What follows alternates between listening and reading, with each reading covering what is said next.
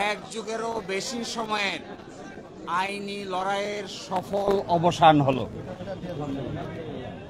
বাংলাদেশ জামায়াতে ইসলামী আজকে বাংলাদেশের সর্বোচ্চ আদালতের রায়ের মাধ্যমে তার নিবন্ধন কেড়ে নেওয়া হয়েছিল।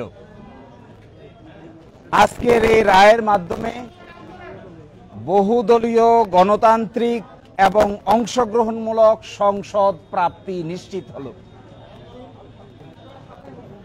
আমরা আশা করি এই রায়ের পরে বাংলাদেশে সঠিক নির্বাচনের মাধ্যমে প্রাণবন্ত সংসদ গঠিত হবে। নির্বিশেষে সকলেই তাদের ইচ্ছা অনুযায়ী ভোটাধিকার প্রয়োগ করে জামায়াতে ইসলামীর নেতৃবৃন্দকে বেছে নেবেন, এটা আমরা প্রত্যাশা করি।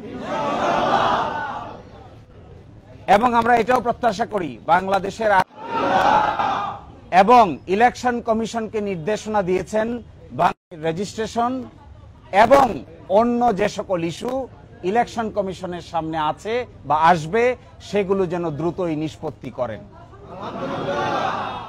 এর এই মাধ্যমে আজকে বাংলাদেশ জামায়াতে ইসলামী তার নিবন্ধন ফিরে পেল এবং প্রতীকের ব্যাপারটিও ইলেকশন কমিশনের সামনে রেফার করা হলো আদার ইস্যু হিসেবে। এই জন্য আমরা মামলার শর্ট অর্ডার চেয়েছি।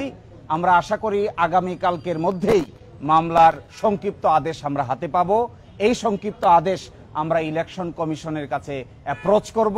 বাকিটা ইলেকশন কমিশন আইন অনুযায়ী অতি দ্রুত জামাতের নিবন্ধন এবং জামাতের প্রতীক বুঝিয়ে দিবেন, এটা আমরা প্রত্যাশা করি।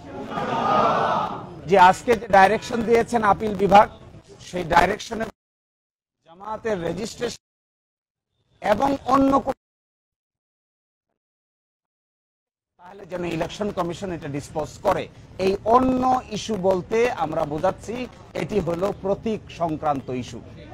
আমরা আশা করি ইলেকশন কমিশন নিবন্ধনের ইস্যু নিষ্পত্তি করবেন, একই সাথে অন্য ইস্যু হিসেবে দাঁড়িপাল্লা প্রতীকের ব্যাপারটিও নিষ্পত্তি করবেন।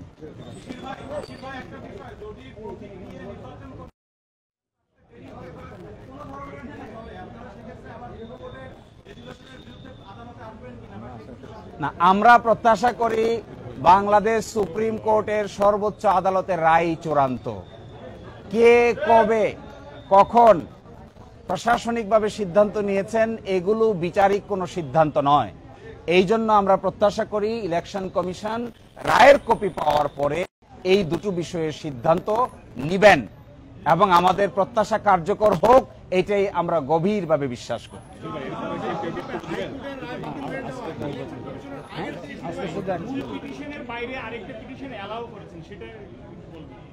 জি, মূল পিটিশনের বাইরে আরেকটি পিটিশন যে অ্যালাউ করেছেন এটা ওইটার সঙ্গে কানেক্টেড, ওটা আজকের কোনো বড় ইস্যু নয়, সেই জন্য এটা এখানে উল্লেখ করা না করার মধ্যে কোনো পার্থক্য